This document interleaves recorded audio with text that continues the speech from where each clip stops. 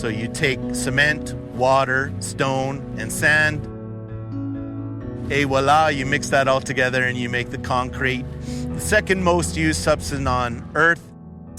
You name it, it's ubiquitous. You see concrete wherever you go in your daily lives.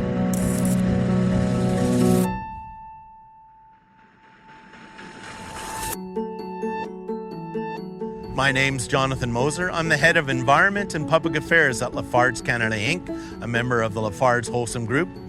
Today we're at our Exshaw cement facility, nestled here in the Bow Valley, where we're producing 2.4 million tons of cement, the largest cement plant in Canada.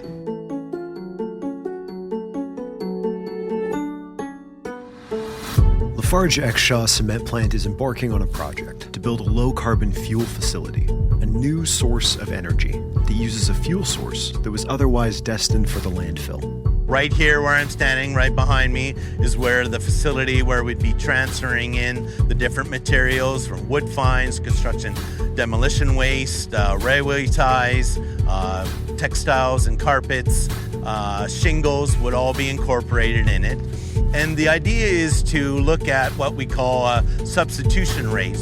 Cement production is an energy-intensive process.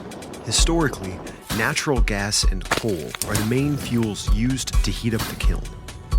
By substituting these fossil fuels for low-carbon fuels, Lafarge can dramatically reduce their GHG emissions while also taking care of waste materials otherwise headed for the landfill. Normally, these substitution rates are about 25 to 30%. Here at Exshaw, they have a capacity of up to 80%.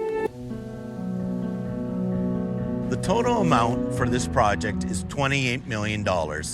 We're proud to be the recipient of $10 million from Emissions Reduction Alberta.